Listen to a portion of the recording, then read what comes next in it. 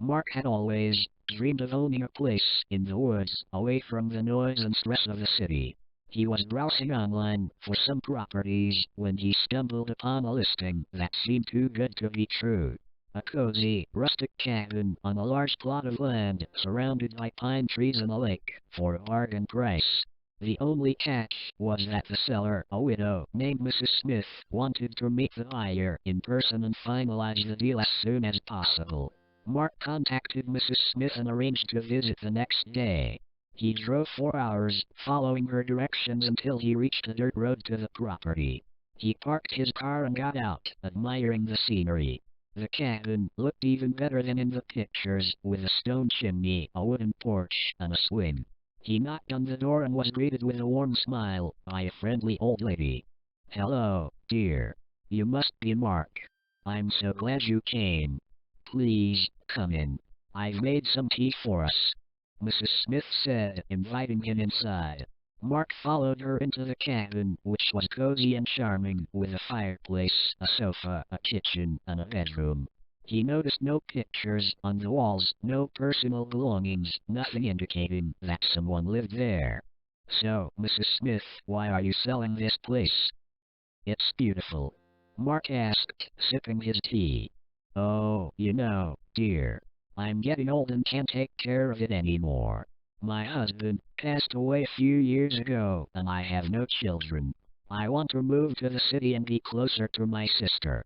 She's been nagging me to do it for a long time," Mrs. Smith said with a sigh. "I'm sorry to hear that, but you're lucky to have a sister who cares about you. I'm an only child, and my parents are gone, too. That's why I want to buy this cabin. I need a place to call my own to relax and enjoy nature," Mark said, feeling a connection with the old lady. "That's very sweet, dear. I'm sure you'll love it here.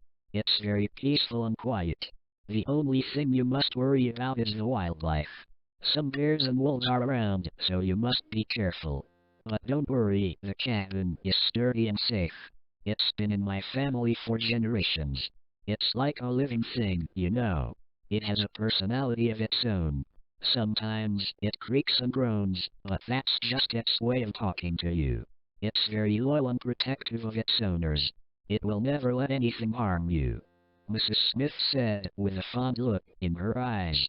Mark smiled, thinking that she was just being sentimental.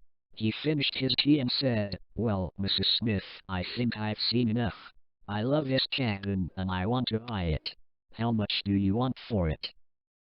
Mrs. Smith smiled back and said, "Oh, dear, you don't have to pay me anything.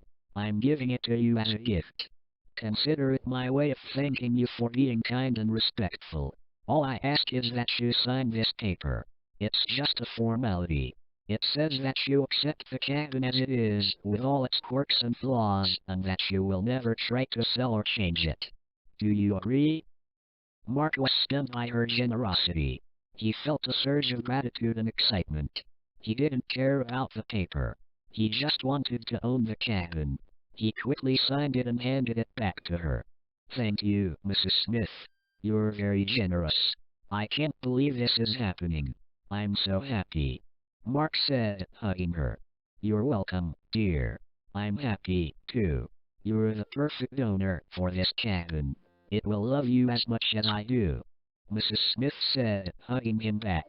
She let go of him and said, "Well, dear, I must go now. My sister is waiting for me in the city. I've packed my things, and I'm ready to leave. You can stay here tonight and start your new life tomorrow. I hope you'll be very happy here. Goodbye, dear. Take care of yourself and the cabin." She grabbed her suitcase and walked out the door, leaving Mark alone in the cabin. He watched her go, feeling mixed emotions but happy to have the cabin. Deciding to explore it more and make himself comfortable, he went to the bedroom and saw a large bed with a quilt. As he lay down on it, he felt a wave of relaxation, closing his eyes and drifting into sleep. Mark woke up in the middle of the night, feeling a strange sensation. He felt like he was being watched.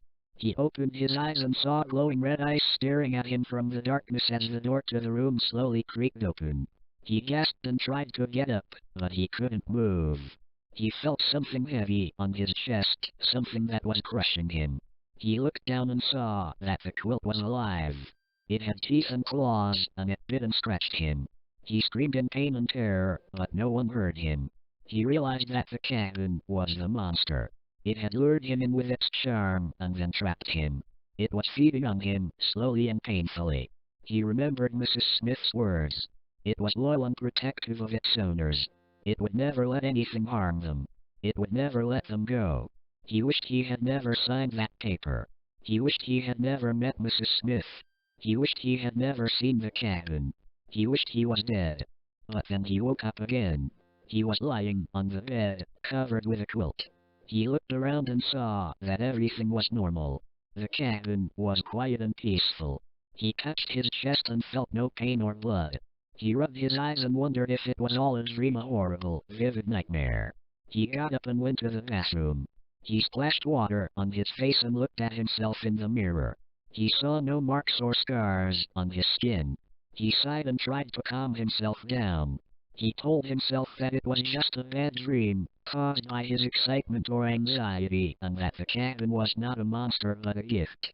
Calming down, he returned to bed, pulled the quilt over him, and closed his eyes.